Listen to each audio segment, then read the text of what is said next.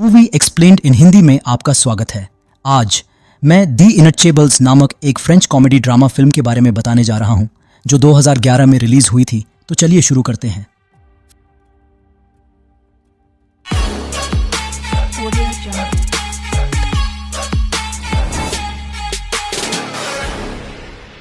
Film की शुरुआत ड्रिस द्वारा अपने नियोक्ता फिलिप को देर रात पेरिस की सड़कों पर घुमाने से होती है।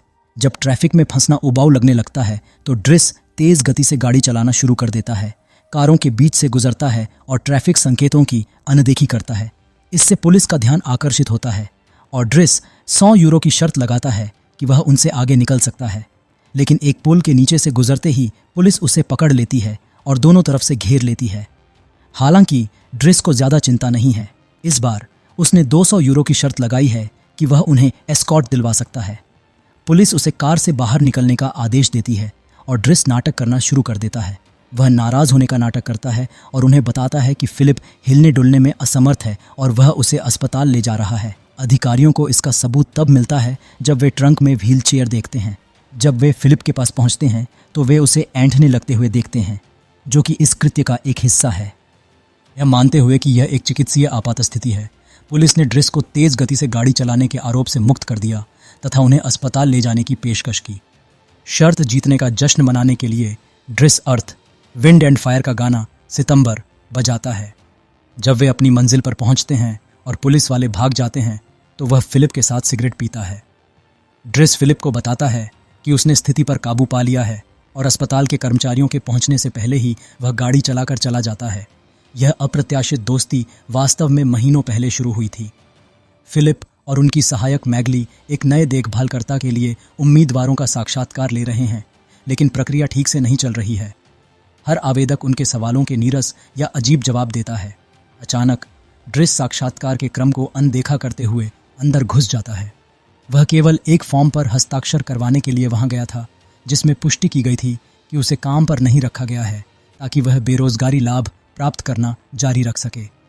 वह रूखा है, थोड़ा असभ्य है और मैगली के साथ फ्लर्ट भी करता है, लेकिन फिलिप उसे मनोरंजक पाता है और उसे अगले दिन हस्ताक्षरित कागजात के लिए वापस आने के लिए कहता है। ड्रिस अपने मामूली पड़ोस में लौटता है और नहाने की कोशिश करता है, लेकिन उसके छोटे भाई बहन लगातार उसे रोकते हैं। वह अपनी बड़ी बहन मीना की बदौलत ही यह काम पूरा कर पाता है, जो अन्य लोगों की तुलना में अधिक परिपक्व और जिम्मेदार है। अपनी माँ के घर आने का इंतज़ार करते हुए वह खिड़की से बाहर देखता है और अपने भाई अदामा को एक संदिग्ध कार से बाहर निकलते हुए देखता है। जब अदामा अपार्टमेंट में प्रवेश करता है तो वह दावा करता है कि वह स्कूल से आया था, अपना बैग उठाता है और जल्दी से बाहर निकल जाता है, जिससे ड्रिस और भी अधिक संदिग्ध हो जाता है। उस शाम उनकी माँ घर आती है और ड्रिस उसे एक फैबरगे अंडा देता है जिसे उसने चुराया था और दावा करता है कि वह छुट्टी पर आया था। वह उसे देखकर खुश नहीं है। 6 महीने तक बिना कुछ कहे गायब रहने के बाद वह अचानक प्रकट होता है, जैसे उसका घर एक होटल हो। उसके झूठ से तंग आकर और अपने अन्य बच्चों के पालन पोषण पर ध्यान केंद्रित करते हुए वह उसे घर से निकाल देती है और वापस न आने के लिए कहती है। ड्रिस पड़ोस के कुछ दोस्तों के साथ रात बिताता है, सिगरेट पीता है और कुछ नाश्ता करता है। अगले दिन वह कागजात लेने के लिए फिलिप के घर वापस आता है।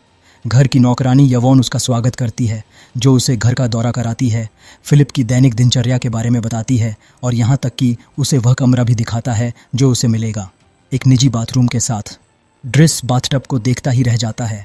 तभी उसे फिलिप के पास ले जाया जाता है, जो उसे हस्ताक्षरित कागज़ देता है, लेकिन साथ ही उसे नौकरी का प्रस्ताव भी देता है। ड्रिस 1 महीने के परीक्षण के लिए सहमत हो जाता है और फिलिप शर्त लगाता है कि वह 2 सप्ताह भी नहीं टिक पाएगा। अपना सामान उसके कमरे में रखने के बाद ड्रिस फिलिप की देखभाल करना सीखना शुरू कर देता है। उन्हें सिखाया गया है कि फिलिप के पैरों को कैसे उत्तेजित रखा जाए, उसे व्हील चेयर पर कैसे बिठाया जाए तथा उसे नहाने और कपड़े बदलने में कैसे मदद की जाए। चीज़ें तब अजीब हो जाती हैं जब ड्रिस को पता चलता है कि उसे फिलिप के कंप्रेशन स्टॉकिंग्स पहनने होंगे और यहाँ तक कि बाथरूम का उपयोग करने के बाद उसे साफ भी करना होगा। अपनी तमाम शिकायतों और इस बात पर अड़े रहने के बावजूद कि वह ऐसा नहीं करेगा, वह अंततः इसे नौकरी का हिस्सा मान लेता है।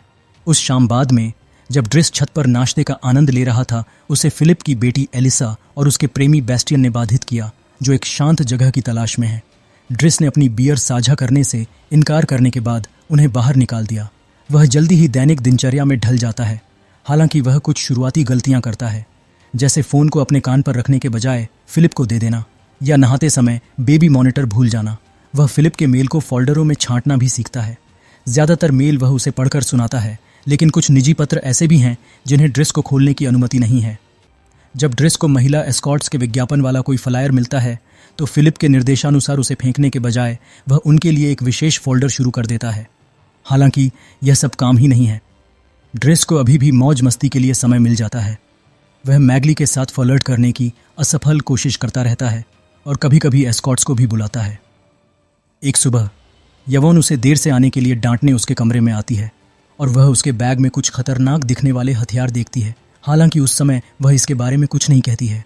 उस दिन ड्रेस को फिलिप को इधर उधर घुमाना था। वह उसे वैन के पीछे कार्गो की तरह बैठाने से मना कर देता है और इसके बजाय एक ऐसी फैंसी कार चुनता है जिसका इस्तेमाल शायद ही कभी होता हो। फिलिप ने शुरू में विरोध किया और कहा कि उन्हें व्यावहारिक होना चाहिए, लेकिन जल्द ही वह तेज़, अधिक रोमांचकारी सवारी के बारे में उत्साहित हो गया। हालांकि यवोन अभी भी असहमत है। जब वे इमारत से बाहर निकलने की कोशिश कर रहे थे तो एक पड़ोसी ने नो पार्किंग चिन्ह को नज़रअंदाज करते हुए प्रवेश द्वार को अवरुद्ध कर दिया। ड्रेस को कोई हिचकिचाहट नहीं होती। वह उस आदमी को उसकी शर्ट के सामने से पकड़ता है और उसे तब तक धमकाता रहता है जब तक वह पर अपनी कार नहीं हटा लेता। फिलिप प्रभावित है, लेकिन हमेशा की तरह यवोन रोमांचित नहीं है। वे एक संग्रहालय में जाते हैं जहां फिलिप आधुनिक कला का एक टुकड़ा खरीदने के बारे में सोच रहा है। ड्रेस को लगता है कि यह पैसे की बर्बादी है। यह कैनवास पर एक लाल धब्बे से ज़्यादा कुछ नहीं लगता। इसके बाद फिलिप एक रिश्तेदार से मिलता है जो कहता है कि सभी लोग ड्रेस के बारे में चिंतित हैं। उन्हें पता चला है कि उसका आपराधिक रिकॉर्ड है और वे फिलिप को चेतावनी देते हैं कि वह खतरनाक हो सकता है। लेकिन फिलिप को इसकी परवाह नहीं है। वह ड्रेस को पसंद करता है क्योंकि वह उसके साथ एक सामान्य व्यक्ति की तरह व्यवहार करता है और मजाक करने से नहीं डरता। उस रात मैगली के साथ छेड़खानी के एक और असफल प्रयास के बाद ड्रेस यवोन के साथ रसोई घर में भोजन करता है, जबकि फिलिप मैगली को एक पत्र लिखवाता है, यह कहते हुए कि यह एक निजी मामला है।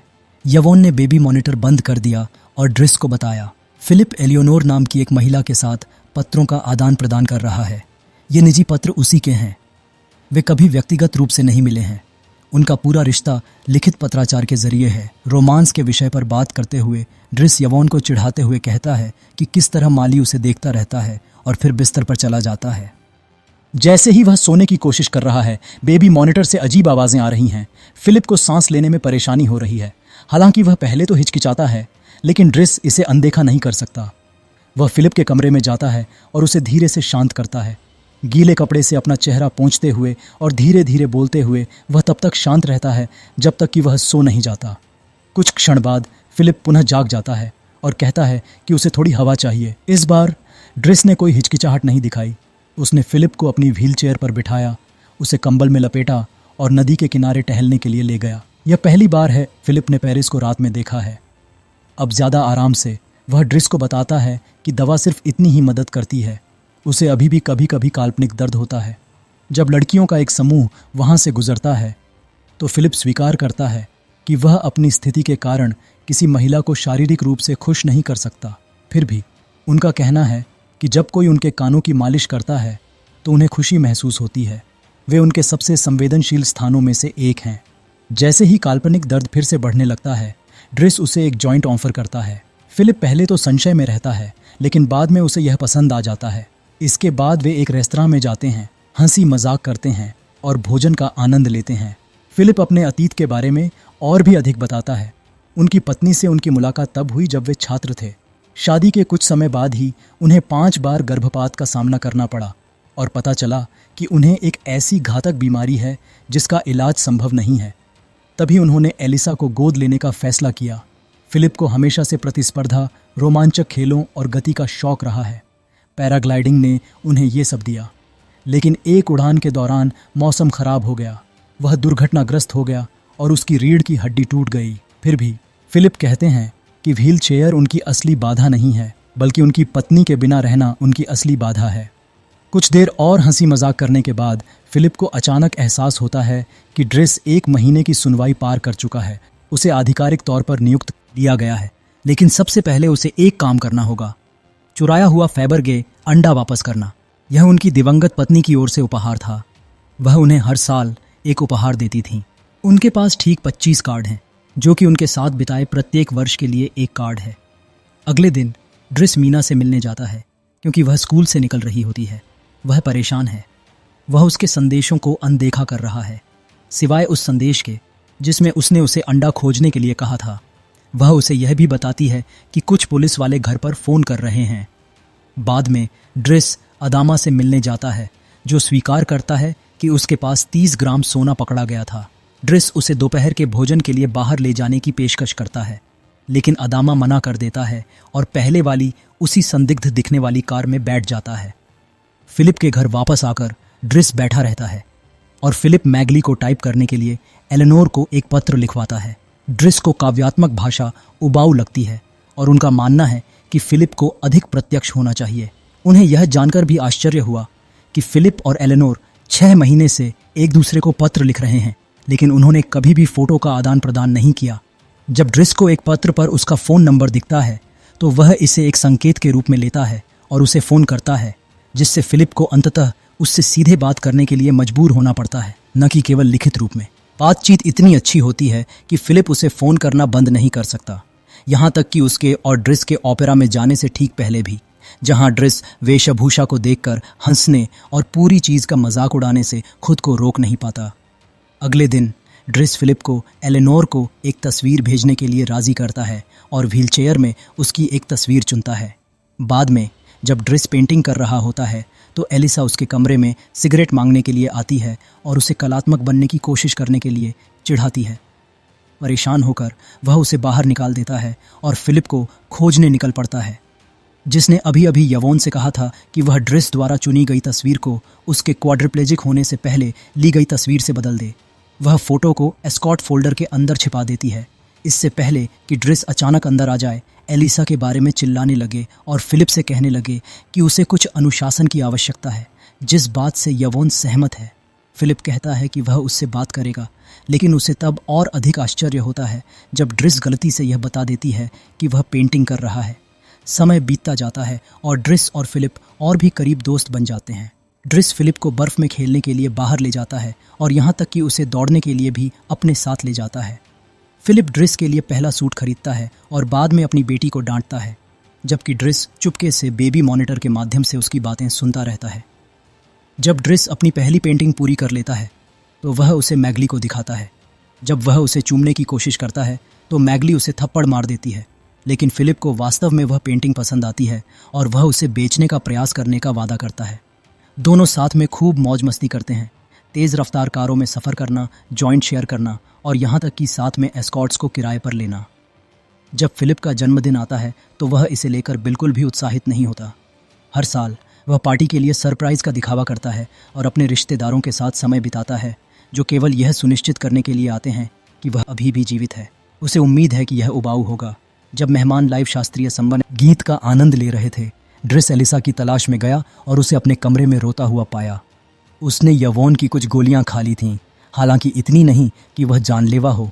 वह परेशान है क्योंकि बेस्टियन ने उसे छोड़ दिया और उसे बदचलन कहा। वह ड्रिस से उससे बात करने के लिए कहती है और वह सहमत हो जाता है, बशर्ते वह पैसे दे। इस बीच फिलिप ड्रिस की पेंटिंग अपने एक रिश्तेदार को दिखाता है और उसे 11,000 यूरो में इसे खरीदने के लिए सफलतापूर्वक मना लेता है।